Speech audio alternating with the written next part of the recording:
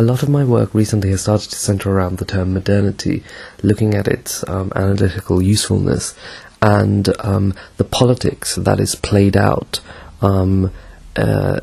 through it, and the politics in which it is particularly utilized as a term and as a concept. I'm also interested in modernity, I suppose, because I'm starting to see it, rightly or wrongly, as an emerging category for organizing sort of our intellectual thoughts in the world. It's a term that's thrown around a lot, but it's also a term that's recently, though it has a long history, don't get me wrong, it has a long history, it's something that recently has started to emerge as a term, particularly recently as a term that is starting to dominate the way in which we talk about our world and our times. And I'm interested in it for that reason, because I feel that behind it there are some very interesting and problematic developments occurring. To take one example, and here I'm just juxtaposing it with another major category that organizes our intellectual thinking. Race, for instance. I'm juxtaposing it with that just to show what I mean. So, for example, race for a very long time has been, and probably still is, a huge category that operates in the world and organizes our view of the world. So we divide the world and its people racially. We even look at the achievements of people racially. So we talk about black culture and Asian culture, etc. So race is a major category for the analysis and the appreciation of the world, if you like. And of course it gets mutated, and then it becomes extremely discriminatory, and it becomes the grounds upon which a discriminatory politics is played out. So race is a major organizing category and has been.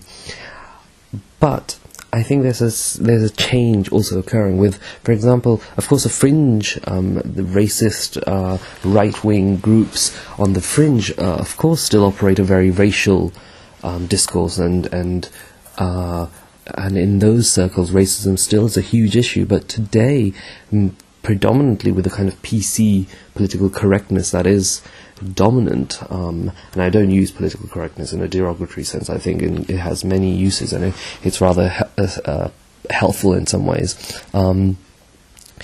With that kind of atmosphere, the out-and-out racism that we used to once see in the world has, to a degree, subsided. Not that racism has disappeared, as Angela Davis reminds us, but that form of segregation in America between races, and the very overt and in-your-face racism has, by and large, and I'm conscious that this sounds odd, because of course if you've experienced it you may say it's very in your face and it hasn't gone anywhere.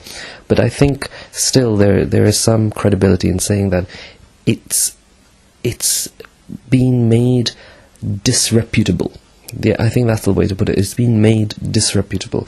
To be racist in today's society is a little bit harder than before, especially against certain groups. Of course, Muslims may disagree and say that, hold on, that's not true. People are still being extremely Islamophobic towards us, and that's, in a sense, racist, and hence racism around.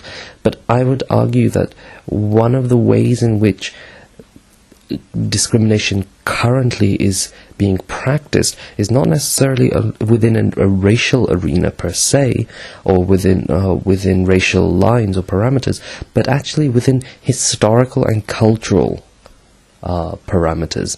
So that we've got notions of people who are backward and people who are progressive. We've got the notion of people who are modern and people who are not modern. And therefore, we've got a sense of discrimination that works on that level. And this type of discrimination is interesting because it presents itself as not necessarily being discriminatory. Because it's commonsensical that, look, if something is progressive and modern, take democracy as an example, then to not be for it is ipso facto to be a sort of aberration of sort. And therefore, modernity as a concept that encapsulates modernness, I think, is something particularly interesting. Hence, people will say Islam's encounter with modernity. And so, modernity is this extremely complex and multifaceted term that encompasses on a very philosophical level our very notions of temporality, our very notions of the way in which time is experienced. It's making claims on that and dictating how, for example, time ought to be seen. So one very basic